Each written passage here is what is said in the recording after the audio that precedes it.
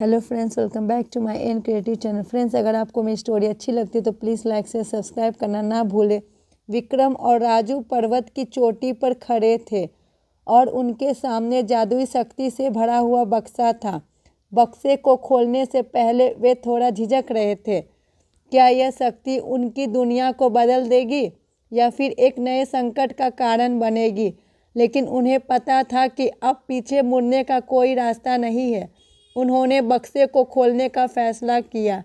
जैसे ही बक्सा खुला, उसमें से एक चमकदार रोशनी निकली और एक आवाज़ गूंजी, तुमने 3 परीक्षाएं पास कर ली है, लेकिन अब तुम्हें एक अंतिम चुनौती का सामना करना होगा। यह चुनौती तुम्हारे दिल और दिमाग की होगी। रोशनी धीरे धीरे फैलती गई और उनके सामने एक विशाल दरवाज़ा प्रकट हुआ। दरवाजे पर लिखा था, जो सच्चाई को स्वीकार करेगा वही इस दरवाजे को पार कर पाएगा। विक्रम और राजू ने दरवाजे को धक्का दिया और वे एक नए कमरे में पहुंच गए। यह कमरा बिल्कुल खाली था, सिवाय एक बड़े शीशे के। शीशे के सामने खड़े होते ही उन्हें अपने अंदर की सच्चाई दिखाई दी। शीशे में विक्रम ने देखा कि वह एक ऐसी स्थिति में है जहां उसे अपने सबसे बड़े डर का सामना करना पड़ रहा है। उसने देखा कि वह एक अंधेरी गुफा में फंसा हुआ है और उसके पास कोई रास्ता नहीं है। लेकिन फिर उसे याद आया कि उसके पास हमेशा एक चुनाव होता है। उसने गहरी सांस ली और अपने डर को स्वीकार किया। जैसे ही उसने ऐसा किया, गुफा का अंधेरा दूर हो गया और उसके सामने एक रोशनी भरा रास्ता खुल गया। राजू ने शीशे में देखा कि वह एक ऐसे मोड़ पर खड़ा है जहां उसे अपने सबसे बड़े सपने को छोड़ना पड़ रहा है। उसने देखा कि वह एक ऊंची इमारत की छत पर खड़ा है और उसके सामने एक पुल है जो टूटा हुआ है। लेकिन फिर उसे याद आया कि सपने हमेशा बदल सकते हैं, लेकिन उसकी हिम्मत नहीं।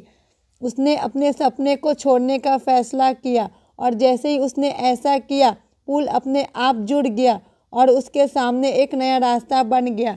शीशे से बाहर आते ही उन्हें एक आवाज़ सुनाई दी, तुमने अपने अंदर की सच्चाई को स्वीकार कर लिया है। अब तुम इस जादुई शक्ति का उपयोग करने के लिए तैयार हो। विक्रम और राजू ने बक्से में रखी हुई जादुई शक्ति को उठाया। यह एक छोटा सा पत्थर था जिस पर एक प्राचीन भाषा में कुछ लिखा हुआ था।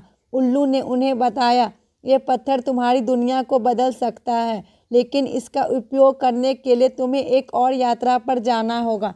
यह यात्रा तुम्हें उस जगह ले जाएगी जहां इस शक्ति का सही उपयोग हो सकता है। विक्रम ने पूछा, यह यात्रा कहाँ ले जाएगी? उल्लू ने जवाब दिया, यह यात्रा तुम्हें समय के पार ले जाएगी।